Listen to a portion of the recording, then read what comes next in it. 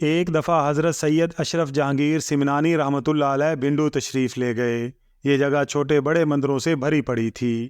یہاں زیادہ ہندو لوگ ہی رہا کرتے تھے۔ ہندو جوگی اپنے تعصب کی وجہ سے مسلمانوں کو اس علاقہ میں آنے ہی نہ دیتے تھے۔ یہاں کے بڑے مندر کا جوگی اپنے آپ کو اژدہا کی شکل میں تبدیل کر کے لوگوں کو ہراساں کیا کرتا تھا۔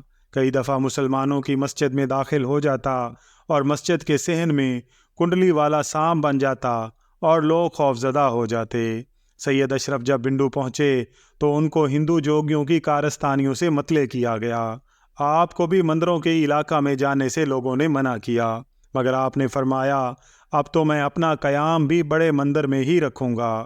یہ کہہ کر سید اشرف بڑے مندر کی طرف گئے۔ مندر کے اندر پہنچے تو آپ نے بہت سے جوگیوں کو بیٹھا دیکھ کر فرمایا کہ تمہارا وہ جوگی کہاں ہے جو اپنے آپ کو اژدہائی شکل میں تبدیل کر لیتا ہے؟ یہ بات سن کر ایک نوجوان پجاری چراغ پا ہو گیا اور سید اشرف کی طرف حملہ کرنے کی نیت سے بڑھا۔ سید اشرف نے نظر بھر کر دیکھا اور آن کی آن میں سارے کے سارے پجاری پتھر کے بن گئے۔ پھر سید اشرف مندر کے اندر چلے گئے۔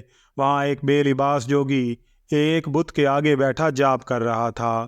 آپ کی آہٹ پا کر غصے سے آپ کی طرف مڑا اور نہایت بدتمیزی سے بولا، تم نے میرے چیلوں کو پتھر کا بنا دیا ہے۔ اب میری تپسیا میں مخل ہونے آ گیا ہے۔ آج تم یہاں سے زندہ واپس نہیں جاؤ گے۔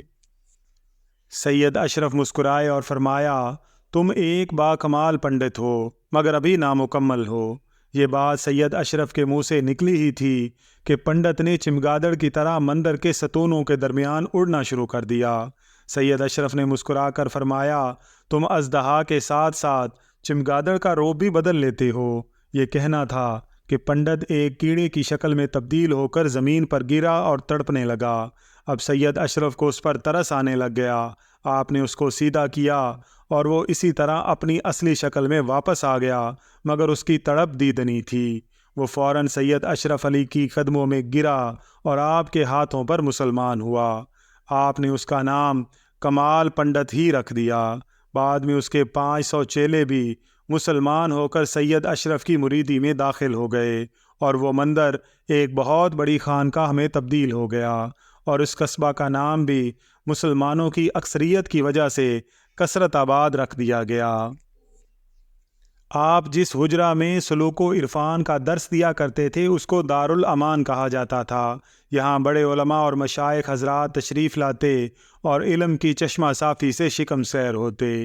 سید اشرف کو اللہ تعالیٰ نے وہ عالی مرتبہ عطا فرمایا تھا کہ بڑے بڑے ولی آپ کی خدمت میں رہنا فخر سمجھا کرتے تھے۔